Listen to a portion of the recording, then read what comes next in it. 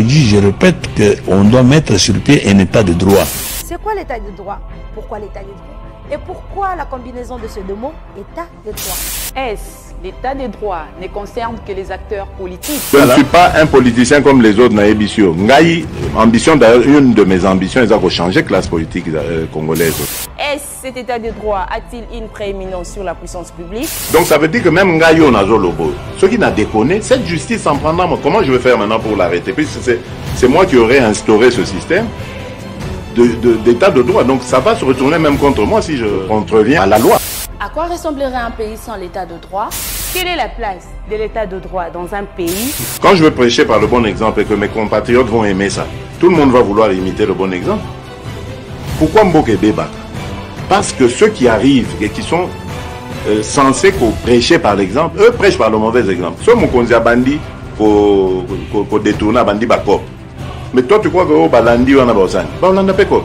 Mais ce que mon konzia lobby a dit bon likamba kop wana au salango yo oza mwana mai nanga c'est vrai totangaka na yo bien to banda no et tout ça. Boloko, tu vas en prison.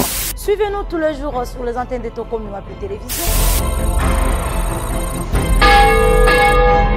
État de droit. État de droit. Un magazine autrement.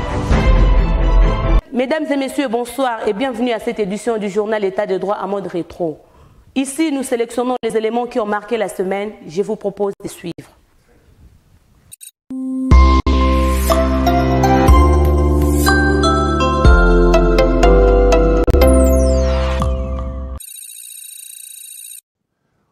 En outre, je réaffirme ce jour, en ma qualité de chef de l'État, garant de la nation et commandant suprême des forces armées, ma décision que j'annonçais il y a quelques jours d'aborder de la manière la plus efficace qui soit ce problème de terrorisme, de violence, bref, d'insécurité à l'est du pays.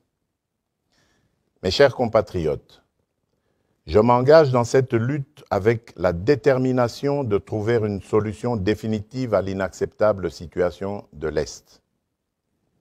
Attentif et sensible à ce que réclame mon peuple, j'entends le cri de détresse de notre population en général et je ressens en particulier les douleurs qu'éprouvent nos mères, nos sœurs et nos filles dans ces provinces ravagées par la barbarie. En effet, depuis ma tournée à l'est du pays lors de la dernière campagne électorale jusqu'aux récentes consultations nationales, j'ai mesuré les attentes de la nation tout entière pour que soient définitivement mises hors d'état de nuire toutes ces forces négatives d'où qu'elles viennent et que ce soit enfin rétablie la paix durable à l'est du pays. Cette paix est la condition sine qua non de notre bonheur et du développement de notre pays. C'est pourquoi, prenant la mesure de la situation et usant des prérogatives constitutionnelles me conférées par les articles 69, 85, 144 et 145 de la Constitution, et après concertation avec le Premier ministre et les présidents des deux chambres du Parlement national, Conseil supérieur de la défense entendu, j'ai décidé de proclamer l'état de siège sur toute l'étendue des provinces de l'Ituri et du Nord Kivu. Des dispositions subséquentes seront annoncées dans les heures qui suivent. J'invite dès lors chaque Congolaise et chaque Congolais, où que vous vous trouviez, à une mobilisation totale pour faire front avec nos forces armées déployées pour sécuriser notre territoire. Nos vaillants militaires doivent être appuyés par une prise de conscience collective de tous leurs compatriotes à titre de réconfort et leur serment de défendre la patrie et l'intégrité du territoire national.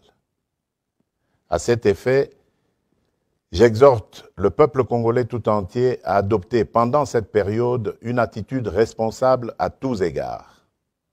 Ainsi donc, je recommande plus particulièrement au gouvernement de la République de ne ménager aucun effort pour assurer la logistique nécessaire aux forces armées déployées au front. À la classe politique tout entière de ne mener aucune action de nature à saboter ni à décourager nos forces armées. Aux hommes et aux femmes des médias d'appuyer à travers leurs programmes respectifs l'action des forces armées.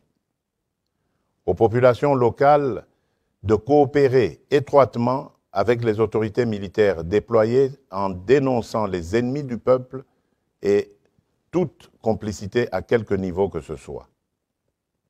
À toutes les couches sociales internes et à nos compatriotes vivant à l'extérieur du pays, d'exprimer la solidarité et la cohésion nationale avec le peuple de l'Est et de rester vigilants et attentifs pendant cette période et plus que jamais à cette cause salutaire jusqu'au rétablissement total de la paix.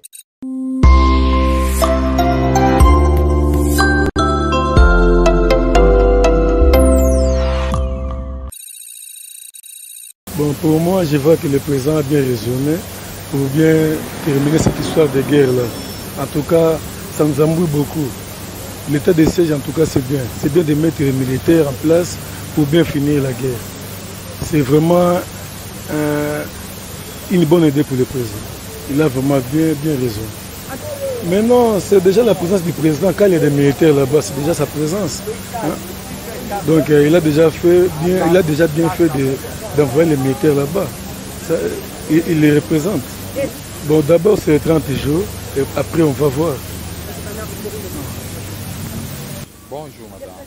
Ah oui, ma réaction est très bonne et puis c'est encourageant.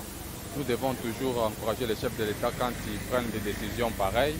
Et pareille décision de décréter l'état de siège pour 30 jours, c'est une bonne chose, c'est une belle initiative parce que cette guerre a longtemps duré et que le chef de l'État doit trouver des solutions adéquates à cette guerre.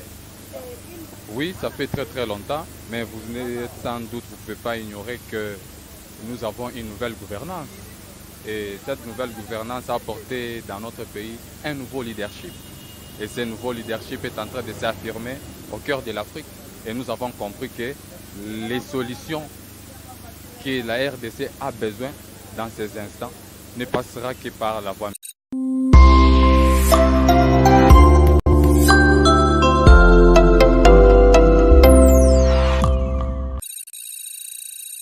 Un groupe de jeunes ont manifesté hier lundi 3 mai à Kinshasa pour exiger la suppression de la taxe sur le registre des appareils mobiles RAM en sigle. Ces derniers marchaient en chantant.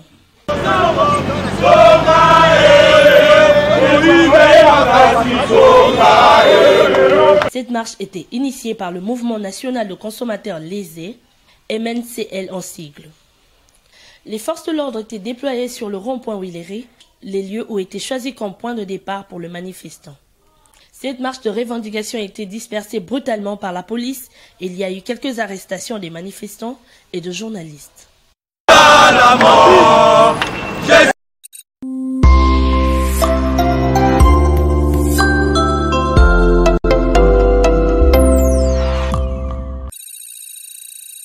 Des réactions ne cessent de tomber suite à la destitution du gouverneur de la Tanganyika, Zoé Kabila, jeudi 6 mai 2021.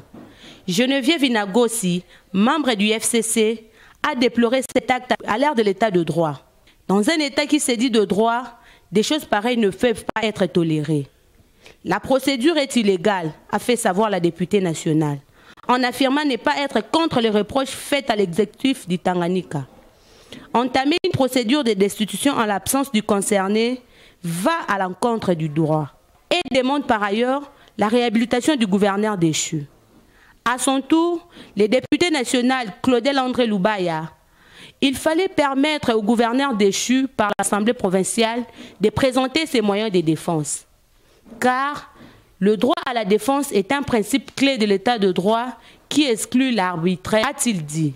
Signalons par ailleurs que le PPRD va saisir la justice pour la destitution de Zoé Kabila.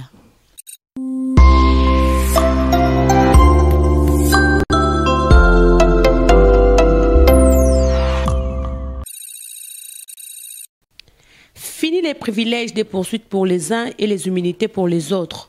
Place à la justice. La liste, elle est longue. Désormais, personne n'échappera à Gilles Alinguete. L'étau se ressort autour des anciens ministres Ilukamba, anciens chefs de corps, gouverneurs et mandataires publics d'après l'émission d'enquête de l'IGF. Cités par leur nom, Willy Ngopos, Problème des destinations de la quote-part du ministère des ITPR prélevés sur le fonds de péage des routes Kinshasa-Matadi, Lubumbashi-Kasumbalesa et Lubumbashi-Kolwezi. En tout, on parlerait de 2 millions de dollars volatilisés. Willy Kitobo, ancien ministre des Mines, son DIRCAB et son conseiller financier ont retiré des fonds à la caisse du Centre d'expertise et de certification de substances précieuses et semi-précieuses pour une destination inconnue. Willy Bakonga, malgré en détention, serait encore visé par un autre dossier de détournement des fonds de la mutuelle de santé des enseignants, une affaire de 3 millions de dollars. Par ailleurs, l'IGF salue certains de ses anciens ministres à Ilunkamba qui étaient au départ pointés par les enquêtes, dont les justifications ont fait digne de foi. Il s'agit de Jean-Lucien Boussa et Julien Paloukou, reconduits respectivement au ministère du Commerce extérieur et ministère de l'Industrie. Du côté des directeurs généraux des entreprises publiques qui seraient en phase d'être inquiétés par les enquêtes judiciaires, Désiré Balazire, DG du Congo Airways, Georgine Selemani, DG AI du FONER, Célestin Pierre Issassi Tabou, DG de l'OCC, Théophile Matonde, DG du BSECO, Maurice Tikouya, DG de l'INPP, Franklin Mabaya, DG de la STTP ex-ONATRA, Jean Bosco Kayombo, DG de la SNEL, Clément Moubiaï, DG de la Régie des eaux, Jean-Félix Moupande Kapwa, DG du cadastre minier. Également, les gouverneurs de provinces ci-dessus ne vont pas échapper aux poursuites de l'IGF. Équateur, Olomami, Kwango, Congo central et Lualaba.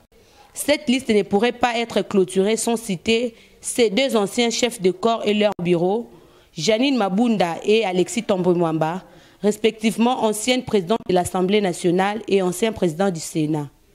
Si jadis les missions d'enquête finissaient en eau de boudin, dorénavant, depuis l'avènement de Gilles Nlinguete, les véritables policiers des finances publiques, les enquêtes produisent les résultats attendus par les souverains primaires.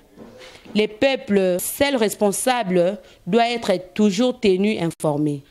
Ceci pour dire que, petit à petit, les responsables publics réalisent qu'être nommé est une lourde responsabilité qui peut conduire à la prison s'ils ne font pas attention à la manière de gérer les fonds publics au lieu de saupoudrage.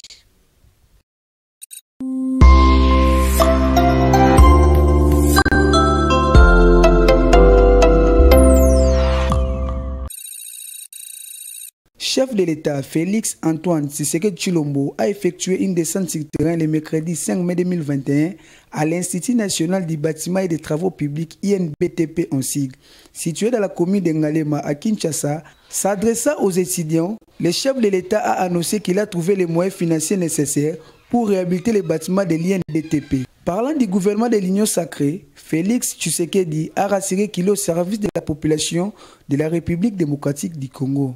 Toujours dans la commune de Ngalema, là-bas, le chef de l'État a notamment promis aux étudiants la connexion Internet gratuite. Nouvelle mususu na ngina pesa bino ya kitoko ezali oyo ekokomela pe baninga na bino oyo ya campus de Kinshasa, c'est-à-dire okozwa pe wifi gratuit awa.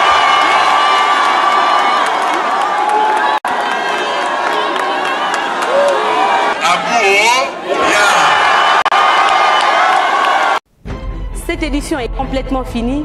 Merci à vous de l'avoir suivi. À la présentation, c'était Sophia Owenga. Au revoir.